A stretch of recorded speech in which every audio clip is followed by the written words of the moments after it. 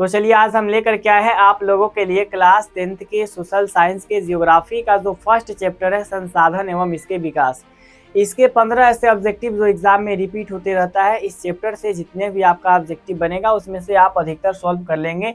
बस ये 15 ऑब्जेक्टिव को क्लियर कर लो। जैसा कि आप यहाँ पर देख सकते हो, पहला ऑब्जेक्टिव है पंजाब में भूमि निम्नीकरण का मुख्य कारण क्या होता है। वनोन्मूलन या फिर गहन खेती या फिर अधिक सिंचाई या फिर पशुचारण। पंजाब में भूमि निम्नीकरण का कारण क्या है। तो सबसे पहला बात यह है कि पंजाब में भूमि निम्नीकरण का कारण होता है अधिक सिंचाई। मतलब वहां पे जो है ना बहुत सिंचाई किया जाता है, खेतों में जो है ना अधिक सिंचाई किया जाता है। सिंचाई का मतलब होता है पानी पटाना, ठीक है। तो यहाँ पर अगर मैं बात करूं मोटे तौर पे, तो यहाँ पे पंजाब में भूमि निम्नीकरण का कारण है अधिक सिंचाई। नेक्स्ट क्वेश्चन आप यहाँ पर देख सकते हो, किस मिट्टी को रेगुर मिट्टी भी कहा जाता है। जलोढ़, काली, लाल या फिर लेटराइट मिट्टी। इस टाइप के क्वेश्चन आपके एग्जाम में बनते हैं, बस याद करने का तरीका आपको पता होना चाहिए। तो यहाँ पे अगर मैं बात करूँ फाइनली, तो रेगुर मिट्टी जो है काली मिट्टी को बोला जाता है, ठीक है। काली मिट्टी को रेगुर मिट्टी बोला जाता है, ये भी आपको कंसेप्ट याद होना चाहिए।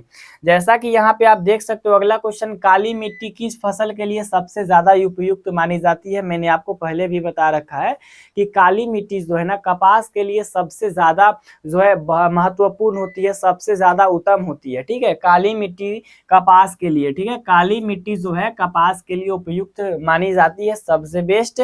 इसके बाद यहाँ पे आप देख सकते हो क्वेश्चन है कि भारत के कुल क्षेत्रफल में कितने प्रतिशत भाग पर मैदान का विस्तार है। मतलब कि भारत के कितने ऐसे क्षेत्र है, कितने परसेंट जहाँ पे मैदान का विस्तार है, यहाँ पे आप देख सकते हो। तो इसका अगर मैं बात करूँ तो हो जाएगा आपका 43%, ठीक है, 43% हो जाएगा। 4 का क्या हो जाएगा, ऑप्शन बी हो जाएगा, याद कर लीजिएगा 43%। इसके बाद क्वेश्चन है कि हमारे पेट भरने के लिए तो बहुत कुछ है लेकिन पेटी भरने के लिए कुछ नहीं है। ये बात कौन बोले थे, ये बहुत ज्यादा इंपॉर्टेंट है जानना। तो सबसे पहले बात अगर मैं बात करूं तो महात्मा गांधी बोले थे कि हम लोगों के पास तो पेट भरने के लिए बहुत कुछ है लेकिन मतलब कि पेटी भरने के लिए कुछ नहीं है, ये महात्मा गांधी बोले थे, ठीक है। इसके बाद ये वाला आप देख सकते हो, कहा जा रहा है कि सोपानी कृषि किस राज्य में प्रचलित है।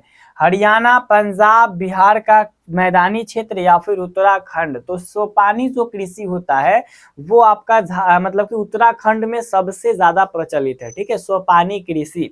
यहाँ पे आपका क्या हो जाएगा, ऑप्शन डी राइट हो जाएगा। इसके बाद यहाँ पे आप देख सकते हो क्वेश्चन है मरुस्थलीय मृदा है ना का विस्तार निम्न में से कहाँ सबसे अधिक है। कहाँ, कौन ऐसा जगह है, आपको 4 ऑप्शन दिया गया है जिसमें सबसे ज्यादा मरुस्थल है। तो सभी लोगों को पता है, सभी लोगों को पता है कि सबसे ज्यादा जो मरुस्थल का जो विस्तार है वो आपका है राजस्थान में, ठीक है। कहाँ पर है, राजस्थान में है सबसे ज्यादा। ये आपका क्या हो जाएगा, ऑप्शन बी परफेक्ट हो जाएगा। इसी तरीका से देख सकते हो देश के बांध को है ना किसने भारत का मंदिर कहा।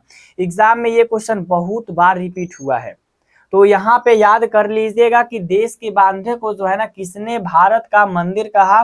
तो यहाँ पे 8 का आपका हो जाएगा पंडित जवाहरलाल नेहरू।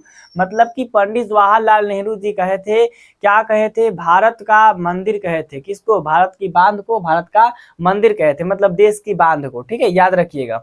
इसके बाद यहाँ पे आप देख सकते हो तट रेखा से कितने किलोमीटर समुद्री क्षेत्र है ना किसी भी देश का अपवर्जक आर्थिक क्षेत्र होता है। और ये जानना आप लोगों के लिए बहुत ज्यादा जरूरी है। किसी भी तट रेखा से है ना 200 NM मतलब कि नॉटिकल मील जो है ना समुद्री क्षेत्र तक कहलाता है ना। समुद्री क्षेत्र का अपवर्जक यहाँ पे मैं बात करूँ तो आर्थिक क्षेत्र कहलाता है 200 NM, याद रखिएगा।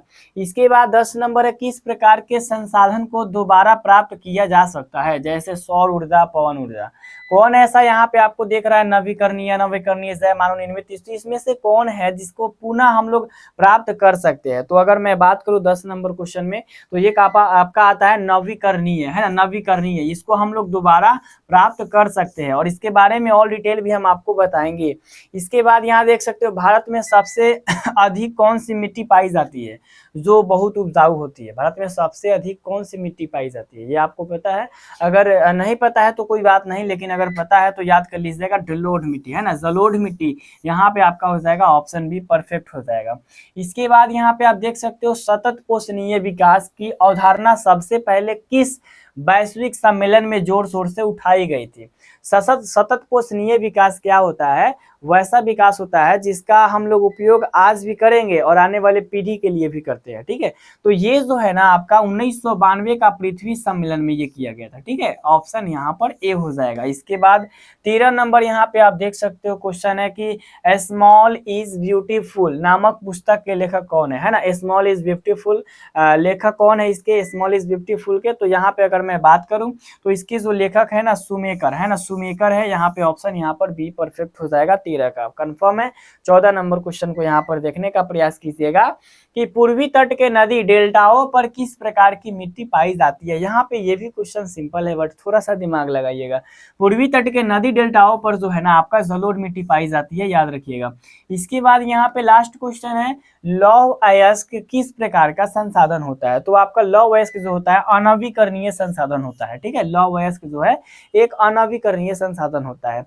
और अगर आपको लगे कि ये 15 क्वेश्चन मोस्ट इंपॉर्टेंट था तो वीडियो को लाइक और चैनल को सब्सक्राइब जरूर कीजिएगा। उसके साथ ही साथ अगर मैं बात करूं तो इसका सब्जेक्टिव आपको चाहिए तो आप लोग कमेंट बॉक्स में बताइए, इसका सब्जेक्टिव भी आपको मिल जाएगा। तो आई होप कि आज का वीडियो आपको अच्छी तरीके से समझ में आई होगी। तो मिलते इसी के साथ नेक्स्ट वीडियो में, तब तक के लिए जय हिंद, जय भारत।